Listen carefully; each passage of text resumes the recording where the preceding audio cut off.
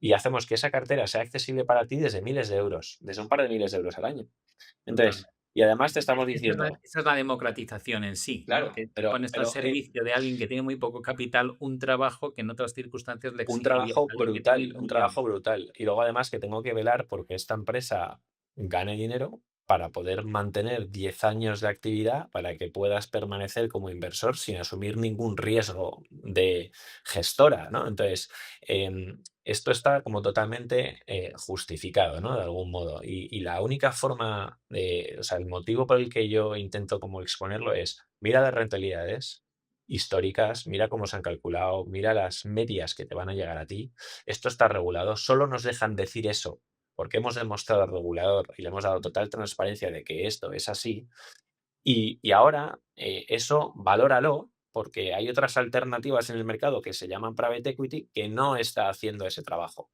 No está ni invirtiendo en estructuras con historia, ni te está reportando el neto, ni te está, porque no pueden. Entonces, es un momento que es un poco complicado a lo mejor para el particular, porque en medio de un momento en el que está aprendiendo sobre private equity le metemos una nueva variable de complejidad que es ya no todo, no todo vale, ¿no? Tengo que yo hacer deberes en casa.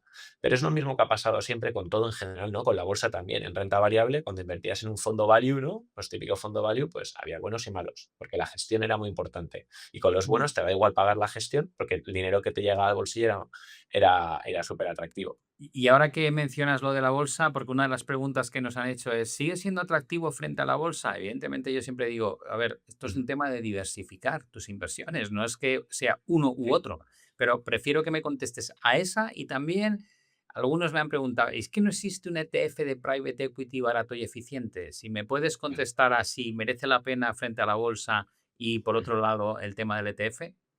O sea, yo creo que yo nunca debería decir que el private equity sea sustitutivo de la bolsa, porque no sería honesto con. Yo invierto en bolsa e invierto en private equity, creo que son dos activos totalmente complementarios. El private equity lo que tienes que destinar es el capital con el que no vayas a necesitar a corto o medio plazo, con el que quieras maximizar la rentabilidad.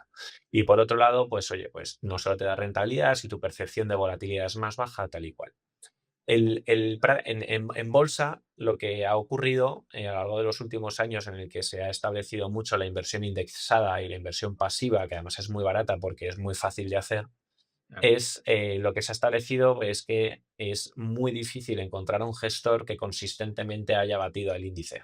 Entonces, como ese es el caso, pues lo que haces es invierto en un índice, el índice es barato y bueno, pues me conformo con una rentabilidad de mercado que puede estar entre el 8 y el 10% anualizado, que es lo que me van a ofrecer con una inversión pasiva, ¿vale? En el private equity no es así. En el private equity la media del mercado, como he dicho antes, es una rentabilidad del 12, del 13%, ¿vale? Que sigue siendo un poco por encima de la bolsa, pero cuando empiezas a mirar la desviación contra la media es brutal. O sea, los cuartiles y los deciles superiores son los que dan rentabilidades del 24, o sea, bueno, de media el 24, pero puede estar entre el 20 y el 30%, ¿vale? Entonces, obviamente lo interesante para el inversor es acceder a ese cuartil o a ese decil superior, esa élite de gestores, ¿no? Entonces, por este motivo, una inversión indexada en el private equity no tendría sentido, porque estarías invirtiendo en menos calidad. Cuando si puedes invertir en una selección de productos de calidad, pues obviamente tiene mucho más sentido. A pesar del coste, porque insisto, la rentabilidad neta es lo que tienes que mirar. Vale, y el tema del ETF, ¿algún El comentario? ETF, o sea, hay pensamiento por ahí en el que se dice que es verdad que hay gestoras de private equity que no son las más rentables del mundo, pero que son las típicas grandes que muchas de ellas, por ejemplo, cotizan en bolsa, ¿no? Los Blackstone, los BlackRock, los EQT, los KKRs. Hay gestoras de estas que tienen estructuras muy grandes, con muchísimas líneas de negocio, hacen private equity, adquisiciones de growth, de crédito, de secundarios, hacen de todo y muchas de estas grandes estructuras han buscado liquidez, los socios fundadores y tal, vendiendo en bolsa participaciones. Entonces hay gente que dice, oye, si invierto en todos estos stocks, estoy creando un índice de exposición potencial al mercado del private equity. Bueno, pues un poco lo mismo que te decía antes, ¿no? Estos gestores son los que dan las rentabilidades netas medias en agregado de todas sus líneas de negocio de 12, 13, y si lo que buscas es un alfa de verdad, tendrías que ir a las gestoras un poco más especialistas bueno, pues que no puedes acceder de una forma que no sea invirtiendo en sus fondos, ¿vale?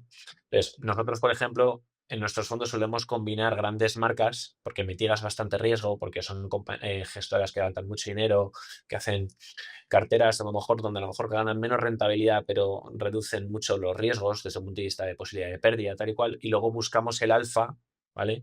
Que es, pues a lo mejor de una cartera de 5 hacemos 2 grandes y 3 no tan grandes, donde buscamos, pues eso, em, especialistas sectoriales, especialistas geográficos, especialistas en diferentes estrategias con los que buscamos pues ese incremento de rentabilidad fuerte que haga que sea atractivo para el inversor final. Vale, voy a ir con el mito 3. Mito 3 habla de que private equity funciona en el pasado, y que a cambio ahora puede estar en una burbuja. Hemos leído muchos Ok, titulares sobre este tema, la restricción de liquidez, por ejemplo, del acceso a productos como el de BlackRock, sin ir más lejos, que has mencionado, ¿no? Por el intento de sacar el dinero rápidamente. Ya sabemos que son productos ilíquidos, también hablaremos de eso más adelante.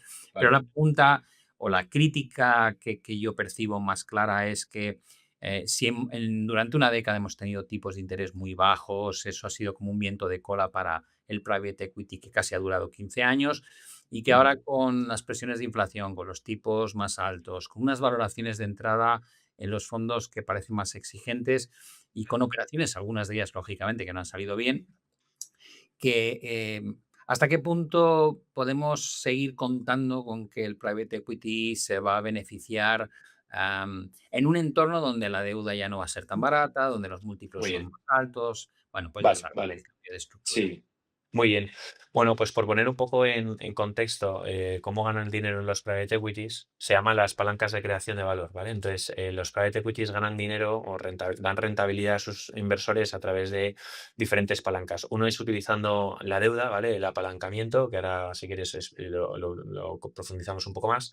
El otro es haciendo arbitraje de múltiplo, que significa, oye, yo adquiero una compañía a 5 veces, imagínate, EBITDA y luego la vendo a 10 veces EBITDA, entonces gano solamente con el arbitraje, ¿no? Por haber ganado por el ratio de adquisición contra el ratio de venta. Y luego hay otra palanca que es la que cada vez va a tener, que tiene más importancia en un entorno de tipos de interés subiendo, que es la de la creación de valor a través de las mejores operativas, los incrementos en las métricas de cuenta de resultados, a generar más revenues, mejores márgenes, reducir la deuda y demás, ¿vale?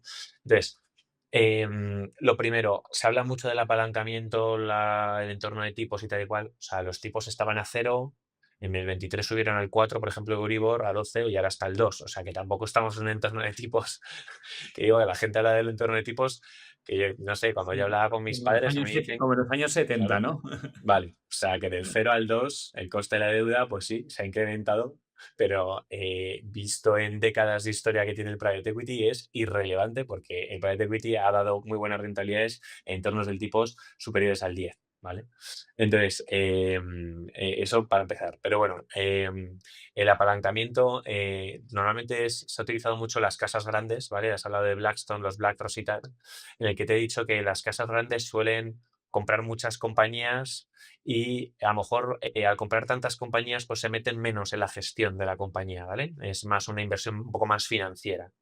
Pues es verdad que los gestores que han vivido únicamente de la gestión de la rentabilidad a través de la gestión financiera, si los tipos de interés siguen subiendo, pueden eventualmente tener peores resultados. Entonces, ¿qué es importante? Pues lo importante es invertir en gestores que ganan dinero a través de otro tipo de aportación de valor, que es la que siempre hemos defendido en Crescenta, y es compro una compañía, compro el control de la compañía y establezco un plan estratégico de desarrollo de la compañía. Un buy and build, que es hacer nuevas adquisiciones, buscar eficiencia operativa pues a través de reducción de líneas de negocio, no sé qué, aumentar los ingresos porque la internacionalizo, o sea, hacer cosas donde estés aportando un valor que realmente sea un valor transformacional, donde lo que buscas es una rentabilidad a través de una gestión operativa basada en la capacidad del equipo gestor de cambiar ese negocio, ¿no? Entonces, ¿nosotros qué buscamos? Buscamos fondos